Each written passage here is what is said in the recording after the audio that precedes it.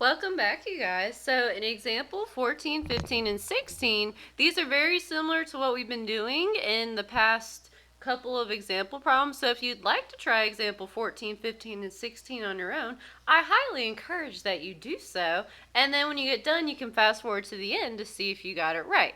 Now, if you would rather follow along, or if you're not quite understanding things still, then you can just watch the video. It'll be a blast. Okay, let's get going. So again, we're trying to show how these two triangles are similar, which I already know, we kind of know it's AA, but the important thing is we need to prove that it is similar by AA. And then after we know triangles are similar, then we know sides are proportionate, which will help me to solve for X and Y. Okay, you guys, let's get going. Okay, so currently I already have something marked in my picture. I already know that angle Z is congruent to angle B because it was given to me. So I got one angle down. Yes. Okay. Now our second angle. There's nothing else marked in my picture. So do you guys see any tricks up my sleeves that I can mark in my picture to show that an additional angle is congruent? Holy hot dog, you guys. I see it too. Do you guys spot the X? Do you see it? Which type of angles form at the X?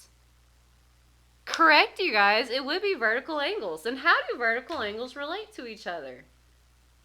Precisely, they are congruent. So I know that these two angles are congruent to each other because of the vertical angle theorem. The vertical angle theorem tells me that vertical angles are congruent. So I can say angle BER is congruent to angle ZEA by the vertical angle theorem.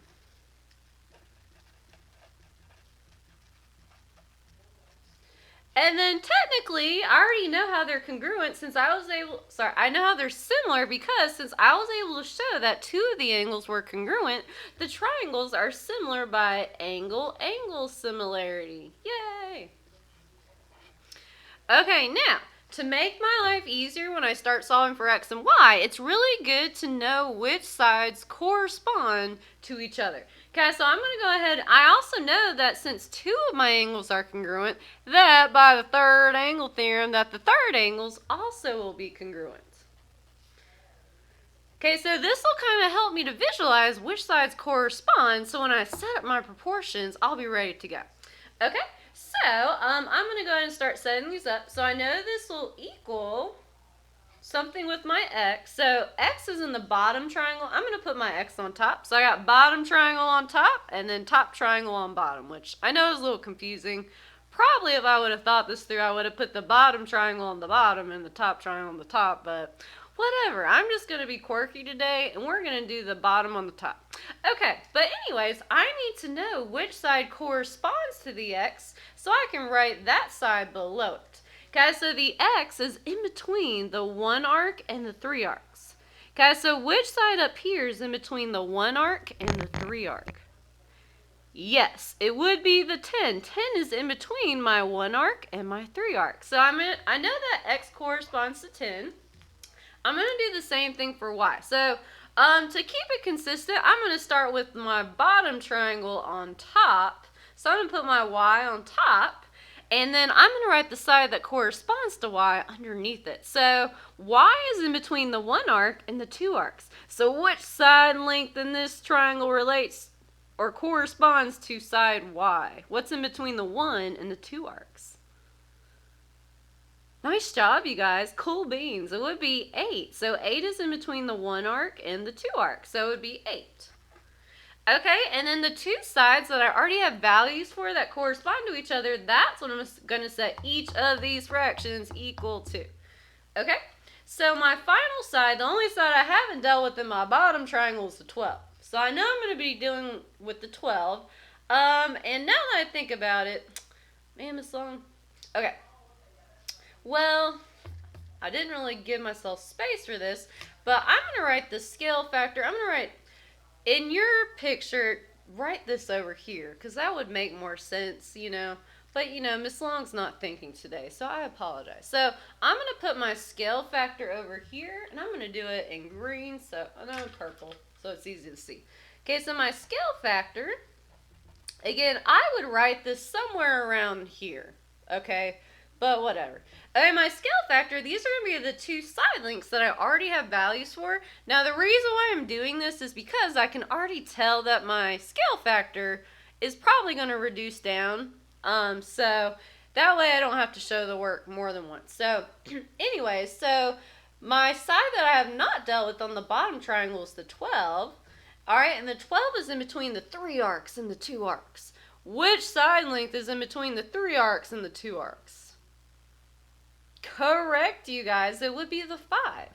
Okay, which this ended up not reducing down, but it's good to know our scale factor. So our scale factor is 12 over 5. So that's what I'm going to set each of these fractions equal to.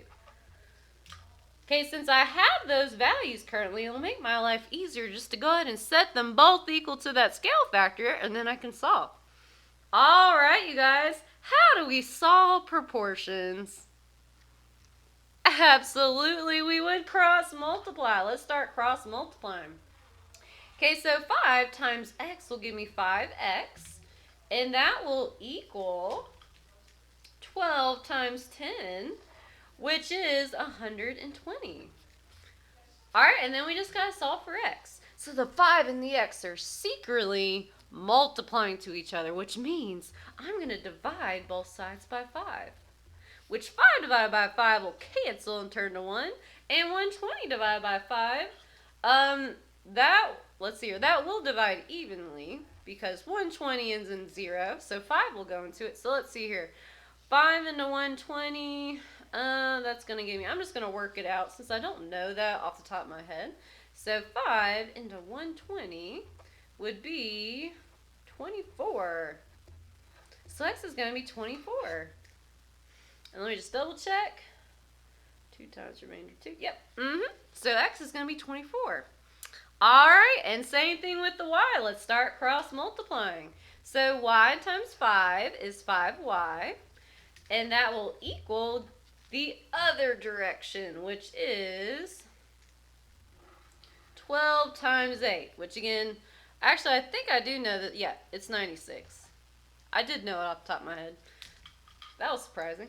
All right, and then I need to solve for y, which don't forget the 5 and the y are secretly multiplying, which means the way that I bring my 5 to the other side is by dividing by 5. So 5 divided by 5 will cancel and turn to 1, which leaves me with y equals, now 96 and 5 will not reduce down any further. That's it. There's not a number that will divide into 96 and 5 does not divide evenly into 96. So this one's simply just going to be 96 over 5. And guess what, you guys? We are donezo with that problem. Let's get going on example 15. Yeah.